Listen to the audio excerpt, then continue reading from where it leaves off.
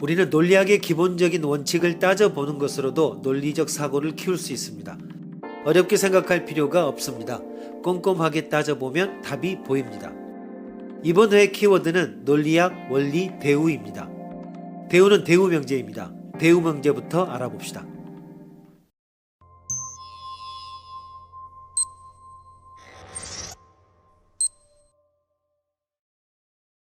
P, Q를 의미의 문장으로서 P라면 Q가 올바를 때, Q가 아니라면 P가 아니다는 반드시 올바르다.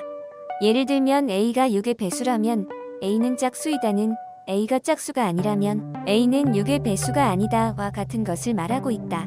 논리학의 용어에서는 이 둘을 서로의 대우라고 한다. 그렇다면 다음의 문장의 대우를 말해보라. 영철은 답답하면 커피를 마신다.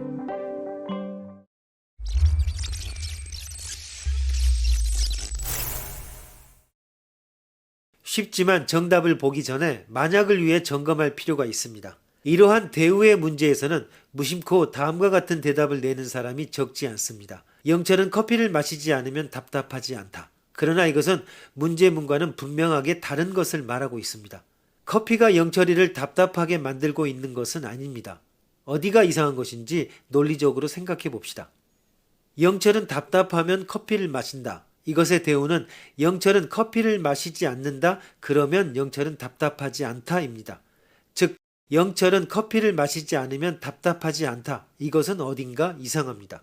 영철은 답답하면 커피를 마신다를 좀 더 정확하게 말해보지 않으면 안 됩니다. 영철은 시각 T에 답답합니다. 그러면 영철은 시각 T 플러스 S에 커피를 마신다. 은근히 인과관계라든지 시간 차이가 진술되고 있습니다.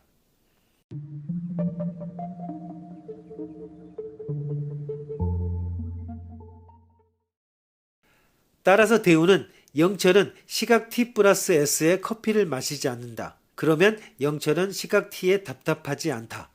즉 영철은 커피를 마시지 않는다. 그러면 영철은 그 직전에 답답하지 않다. 좀 더 자연스러운 한국어로는 영철이 커피를 마시지 않는다면 답답하지 않다. 이것이라면 영철은 답답하면 커피를 마신다의 대우가 되어 같은 것을 말하고 있습니다. 답답하지 않다와 답답해하고 있지 않다의 차이는 단지 하고 있지의 유무입니다.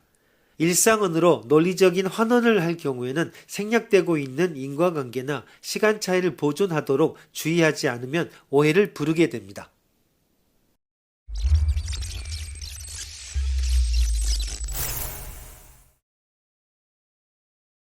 A. 불륜이 악이라면 형법으로 벌해야 한다. B. 불륜이 형법으로 벌해야 할 필요가 없다면 불륜은 악이 아니다. 이 두 문장은 같은 의미를 말하고 있습니다. A와 B의 진위는 반드시 일치합니다. P이면 Q는 BQ이면 BP와 같습니다. P이면 Q는 직접 증명할 수 없으나 BQ이면 BP라면 그럭저럭 증명할 수 있습니다. 라는 경우가 종종 있습니다. 그때 이 대우의 원리를 이용해 BQ이면 BP가 참임을 증명만 하면 목적인 P면 Q를 증명할 수 있게 됩니다. 그런데 대우는 논리적으로 바른 원리이며 예외가 없습니다. 그러나 일상 언어에서는 대우가 성립하지 않는 듯이 보이는 경우가 있습니다. 예를 들어 지구의 자원이 고갈되면 인류는 우주로 진출할 것이다. 이 문장의 대우는 어떤 문장일까? 대략 절반 이상의 사람들은 다음과 같은 문장을 떠올립니다. 인류가 우주로 진출하지 않으면 지구의 자원을 고갈되지 않는다. 그러나 이는 어떻게 보더라도 이상합니다.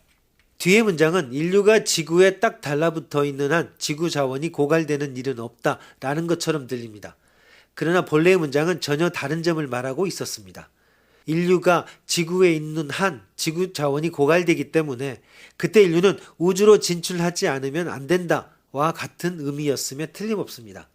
이 문장은 아마도 참일 것이지만 대우로서 든 문장은 명백히 거짓입니다.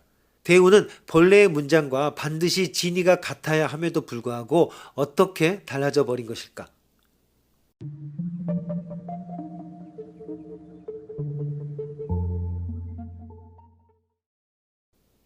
이는 대우를 만드는 방법이 부정확했던 탓입니다.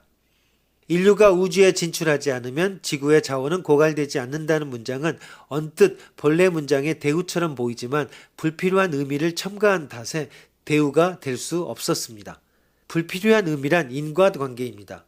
인류가 우주로 진출하지 않는다가 지구의 자원이 고갈되지 않는다의 원인인 것처럼 표현되고 있습니다. 본래의 문장에는 지구의 자원이 고갈된다가 인류는 우주로 진출한다의 원인이라는 의미를 띠고 있어 인과관계가 정반대였습니다. 논리적인 이면은 본래의 인과관계에 대해 중립적이므로 문맥에 따라 어떠한 인과관계를 상정하고 있는지 본래 문장의 언어 위에의 의미를 유심히 생각해야만 합니다. 논리적인 이면을 인과적인 이면과 혼동하지 않도록 주의하여 원문에 없었던 인과관계를 대우에 넣지 않도록 유의합니다.